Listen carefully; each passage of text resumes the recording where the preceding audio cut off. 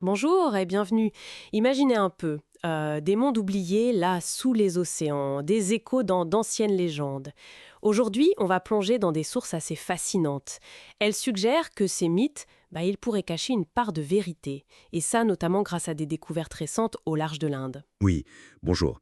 On va regarder de près les indices qui viennent de Pumpuvur, du golfe de Cambay et aussi de Mahabalipuram.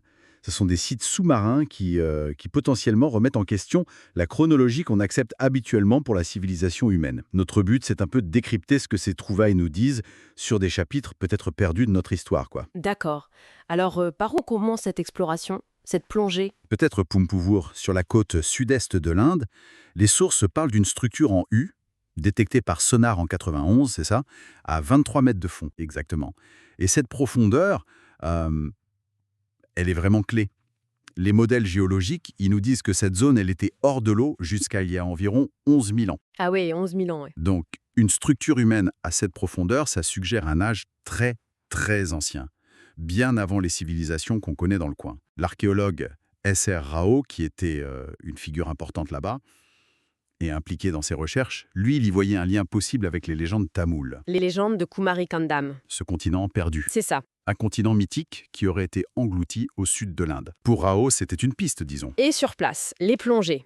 Qu'est-ce qu'elles ont montré? On parle de murs massifs, c'est ça, érodés? Oui, les descriptions évoquent ça.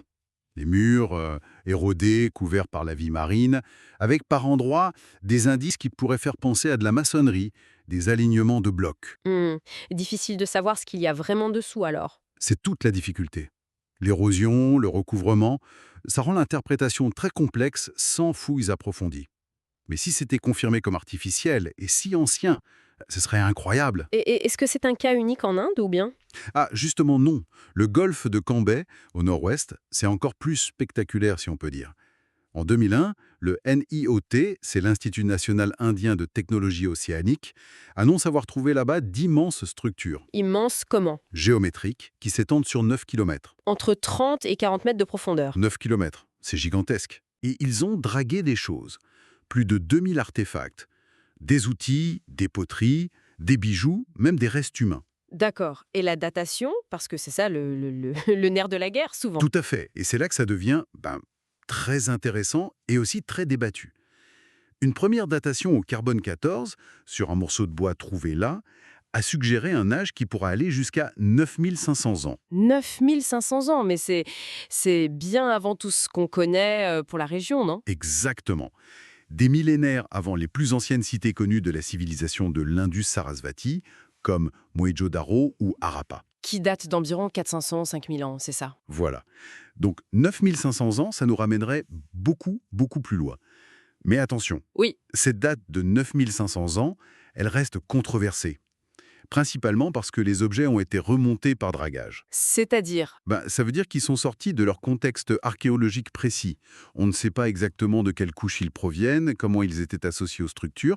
Ça rend la confirmation très difficile. Je vois. C'est frustrant. Mais même si c'était un peu moins ancien, ça resterait incroyable, non? Ah oui, absolument. Même une date plus récente, mais toujours pré-arapéenne, serait déjà une découverte majeure. Et puis, il y a Mahabalipuram, toujours sur la côte Est, un site célèbre pour ses temples juste au bord de l'eau. Ah oui, avec la légende locale des 7 pagodes, celle qui aurait été engloutie. Exactement. Et là aussi, en 2002, une expédition conjointe anglo-indienne a identifié de vastes structures sous-marines, des murs, des plateformes, à plusieurs centaines de mètres du rivage. Et là, on a une idée de quand ça a été submergé? L'analyse géologique suggère une submersion il y a environ 6000 ans, moins ancien que les estimations pour Cambay, mais quand même, ça correspond aussi à une période de montée des eaux. Alors, Pumpurur, Cambay, Mahabalipuram, si on essaie de relier tout ça, qu'est-ce que ça nous dit, au fond? Ça nous dit que ces découvertes indiennes, elles s'inscrivent dans un contexte plus large, un contexte global même, celui de la fin de la dernière période glaciaire. Il faut imaginer, entre il y a 17 000 et 7 000 ans, le niveau des mers est monté de façon spectaculaire. De combien? Plus de 120 mètres. 120 mètres. C'est vertigineux comme chiffre, on a du mal à se représenter. Oui, ça a complètement redessiné les côtes du monde entier. Des millions de kilomètres carrés de terre littorale, souvent les zones les plus peuplées, ont été englouties. Partout, tic, potentiellement liés au mythe sumérien du déluge, comme celui de Ziusudra. Pensez à l'Atlantide de Platon, au mythe de Manu en Inde. Ces découvertes sous-marines, en Inde et ailleurs, quand on les met en parallèle avec ces mythes quasi universels, ça pose une question fondamentale sur nos origines, sur des civilisations côtières qui auraient pu exister avant d'être effacées. D'accord. Donc si on résume, on a ces structures sous l'eau en Inde, potentiellement très très anciennes. On a des légendes tenaces de cités, de terres englouties. Et on a le fait scientifique, la montée des eaux énorme après l'ère glaciaire. C'est exactement ça. Tous ces éléments convergent. Il suggère que des sociétés organisées, peut-être même assez complexes pour construire de telles structures, pourraient avoir existé bien plus tôt qu'on ne le pense. Peut-être bien avant les débuts officiels de l'urbanisation telle qu'on la connaît, avant d'être victime de ces changements climatiques majeurs et de la montée des eaux. Ce qui nous laisse avec une question assez vertigineuse finalement. Et si les mythes n'étaient pas juste des histoires?